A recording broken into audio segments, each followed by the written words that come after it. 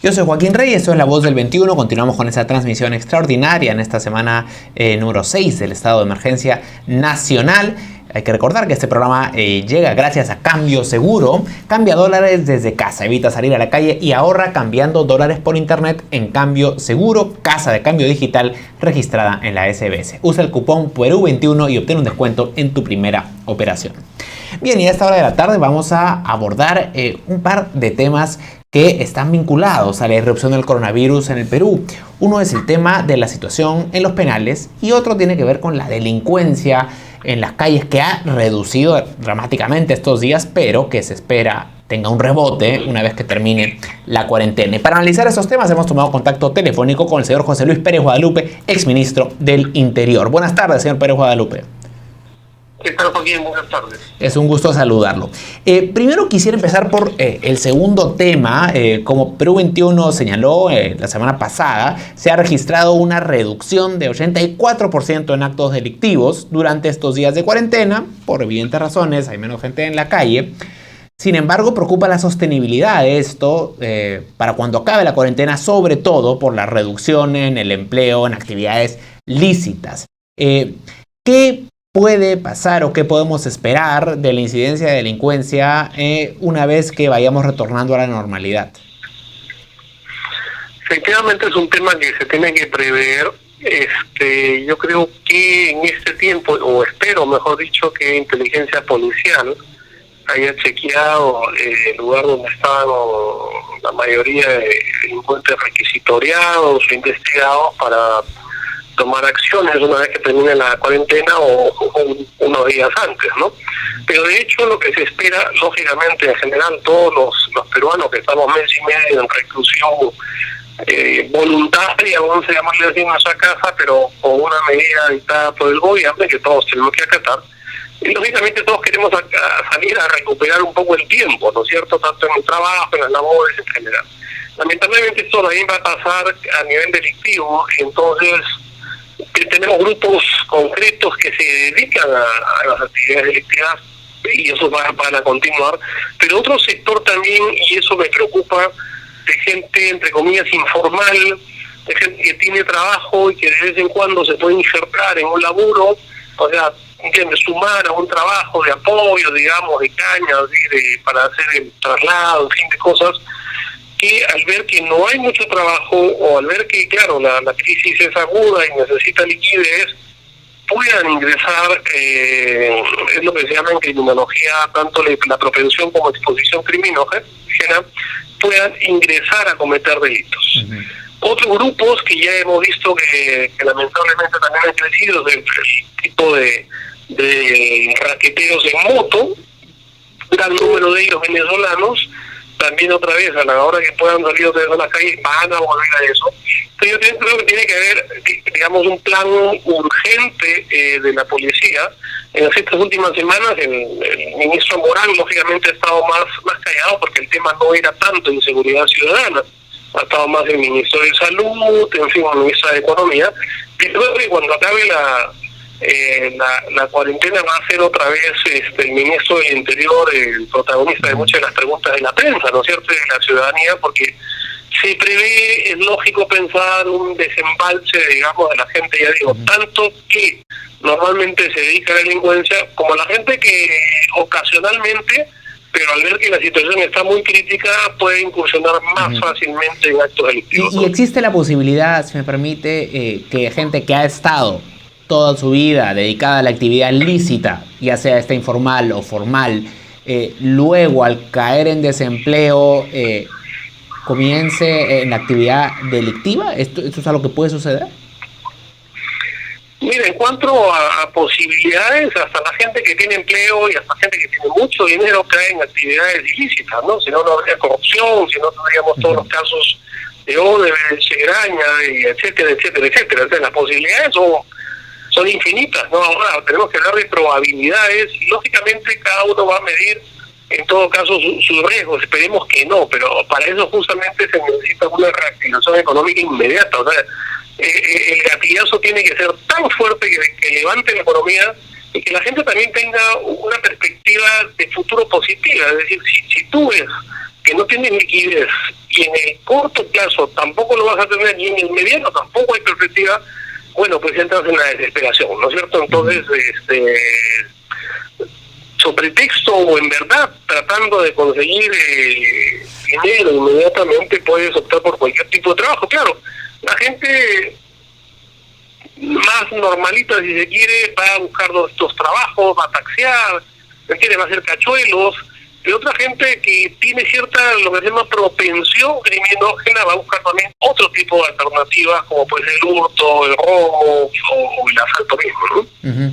Ahora, estos días algo que ha cambiado respecto de la normalidad es la presencia de efectivos de las Fuerzas Armadas, y hay quienes atribuyen la reducción de la delincuencia a esto e incluso piden que haya una permanencia de Fuerzas Armadas post-cuarentena. ¿Cómo lo ve usted?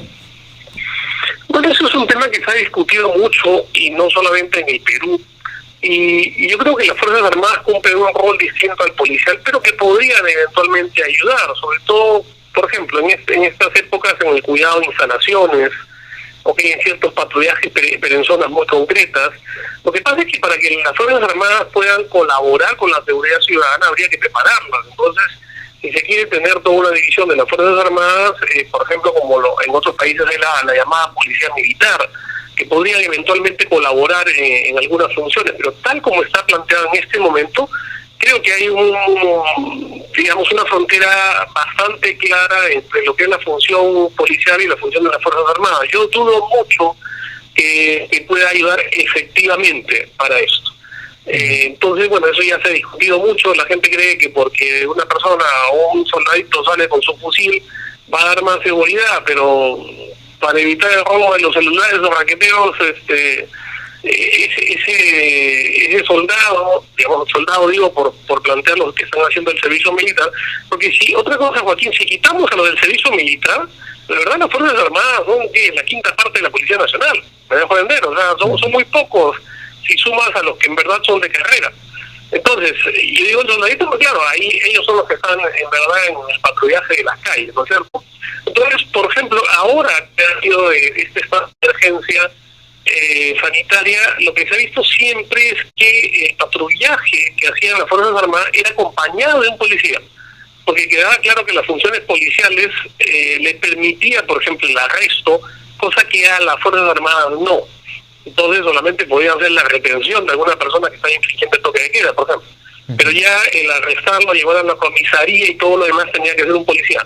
Por eso digo, son funciones marcadamente diferentes que en algún momento se podrían complementar, sí, pero hay que preparar a las Fuerzas Armadas para eso, no improvisar. Ajá. Ahora, quisiera preguntarle por otro tema que tiene que ver con la población carcelaria. Ha habido una gran preocupación en los días previos por la posible irrupción del coronavirus en las cárceles. Han habido incluso motines la semana pasada, incluso también protestas de los trabajadores carcelarios, también que se preocupan por su salud. Para hacer frente a ello, el gobierno la semana pasada dispuso la posibilidad de que aquellos quienes están recluidos por deudas de alimentos puedan salir previo pago de toda esta deuda. ¿Qué tan significativa es esta medida? ¿Ayuda a enfrentar el problema? Hubiera podido ser significativa en la medida que estamos hablando potencialmente de 2.700 internos deudores alimentarios. Pero en la realidad es absolutamente inviable lo que se plantea de esa ley. O sea, hay que decirlo claramente. Esta ley, y me da mucha pena porque varios hemos sido los que hemos planteado esa posibilidad, pero tal como se ha dado hace unos días, esta ley no va a tener ninguna viabilidad. O sea, lamentablemente, porque una razón muy sencilla, y me acuerdo que eso Mávila Huerta, no hay que ser especialista en esto, se lo dijo de frente al ministro de Justicia, y le dijo, bueno, pues, pero si no han pagado cuando han estado en la calle, ¿usted cree que van a pagar estando presos cuando no tienen de dónde sacar plata? Uh-huh. Y el ministro le dijo, bueno, pues que se presten. Bueno, pero en estas circunstancias, si antes nadie le prestó, en estas circunstancias de crisis, digamos, es creíble que alguien se preste dinero y seguir todo este proceso. Yo creo que no, o sea, lamentablemente polvo de gallinazo ha sido más para la platea, pero que habría que contar, quizás me equivoque, ojalá quiera equivocarme en eso, pero yo creo que en semanas o meses no habremos visto muchas personas que puedan salir de la cárcel bajo esta modalidad, lamentablemente. ¿Y qué propondría usted? ¿Hay alguna alternativa que no sea esta para reducir población carcelaria o cree usted que por ahí no debiera ir la estrategia? Mira, Colombia ha sacado 4.000 en un plumazo, Chile acaba de sacar 1.500 en un plumazo, es decir, esto se puede hacer, por ejemplo, esos 2.700 deudores alimentarios, yo lo que proponía es hacer una suspensión de la pena.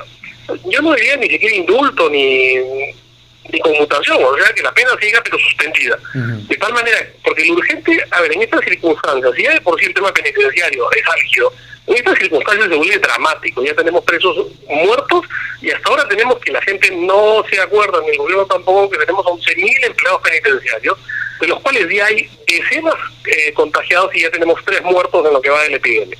Entonces, si en este momento el tema de hacinamiento penitenciario, ya era un punto fuerte, lo que hay que hacer va en 2 líneas. Deshacinar, por un lado, los penales y por otro lado sacar a las personas vulnerables, ¿verdad? Porque si no se van a morir dentro de los penales. Entonces, dentro de este deshacinamiento, una medida concreta eran los deudores alimentarios, pero con suspensión de la pena. Es decir, señores, ¿sabe que a todos los deudores no les conmuto la pena, no se las perdono, se las suspendo?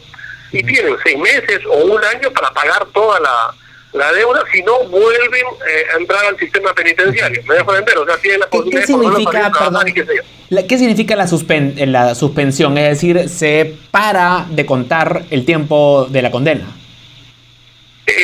Digamos, lo que normalmente se da en el Perú, ¿ok? Y eso necesita también una modificación procesal, penal, es que la juez, cuando es una condena, una sentencia menos de 4 años, te puede suspender la pena. Entonces, por ejemplo, cometes un delito, está comprobado que es un delito, 4 años de sentencia, pero te la suspendo. Porque hay una posibilidad y el juez tiene la libertad, digamos, la potestad de suspender una pena menor de 4 años. Pero en este caso, ahora, la mayoría de los deudores alimentarios, su pena es menos de 4 años, o sea, se lo hubieran podido suspender. Pero es un tema que últimamente, dentro de una política criminal del Estado de facto, se ha visto que los deudores alimentarios no, vayan todos a la cárcel. Entonces, si se le ha podido suspender al comienzo de la pena, se le puede suspender a mitad de la pena, creo yo, y hay que plantear, ya digo, si es que hay que hacer una modificación del Código Procesal Penal, que se haga. Pero estamos en una situación de emergencia, porque la ley tal como se ha dado hace unos días, ¿qué cosa es lo que tienes que pagar? Mira, 3 cosas. O sea, tú entraste a la cárcel porque no pudiste pagar los meses atrasados. Ahora, no solamente tienes que pagar toda la deuda atrasada, sino la deuda que se ha acumulado durante los meses que estás preso, más la reparación civil. O sea, tienes que pagar ahora por 3 ítems. Entonces, si ni siquiera has podido pagar por uno, menos vas a pagar por 3. Por eso digo que es bien inviable esta nueva ley que se hace. Ahora, ¿qué otro tipo de delitos o de poblaciones penitenciarias usted cree que también podrían ser susceptibles de medidas como esta, más allá de la población que debe alimentos? Mira, hay unos 20.000 internos que están con penas menores de 8 años y son primarios. ¿Qué significa primarios? Entonces, es un público por primera vez que están sentenciados por primera vez. ¿Ok? Entonces es una población, ya digo, a nadie le agrada algún viso de impunidad. ¿Ok? Pero digamos, estamos en situaciones muy concretas. Hay más o menos el 36% de la población penitenciaria está todavía procesada. O sea, no está sentenciada. Estamos hablando de que 35.000 internos de nuestras cárceles que podrían tener los procesos judiciales en libertad, con arresto domiciliario, con comparecencia restringida. No digo medidas que impliquen impunidad o que impliquen riesgo social. No digo que todos los procesados se les pueda mandar a su casa. No, hay delitos graves, clarísimos, y a eso nada, se les tiene que más bien acelerar el proceso para que tengan su sentencia. Pero hay un margen grande, digamos, en que pero son medidas del Poder Judicial, ni siquiera del Ejecutivo, pero creo que tiene que haber mucho más coordinación en base a, digamos, porque lo estamos planteando esta política como Estado, o sea, frente a una situación de emergencia. Y otros países ya lo están haciendo, o sea, no es novedad, no estamos, planteando cosas utópicas o quimeras, ¿no? O sea, y menos distópicas, sino bien posibilidades para bajar la fiebre al sistema penitenciario, que ahorita el hacinamiento realmente es el primer y básico problema del sistema, ¿no? Bien, señor Pérez Guadalupe, muchas gracias por esta comunicación. Gracias, Joaquín. Hasta la próxima. Muy amable, gracias. Muy bien, era el señor José Luis Pérez Guadalupe, ex ministro del Interior, analizando las disposiciones que ha dado el gobierno para reducir el hacinamiento en los penales, concretamente esta medida para que puedan salir los deudores de alimentos previo pago de la deuda, lo cual, como ha señalado el señor Pérez Guadalupe, tiene la complejidad de que hay que pagar esa deuda, y también señalando la posibilidad de un incremento en el riesgo de la delincuencia luego de que se levante el estado de cuarentena. Son temas que el gobierno tiene que ir tratando desde ya en paralelo a la gestión sanitaria de esta crisis. Bien, vamos a hacer un corte y regresamos en cualquier momento. Les recordamos que este programa llega a usted gracias a Cambio Seguro. Cambia dólares desde tu casa sin salir a la calle ingresando a Cambio Seguro, casa de cambio registrada ante la SBS. Usa el cupón Perú21, todo seguido, y obtén un descuento en tu primera operación. Hacemos un corte y volvemos.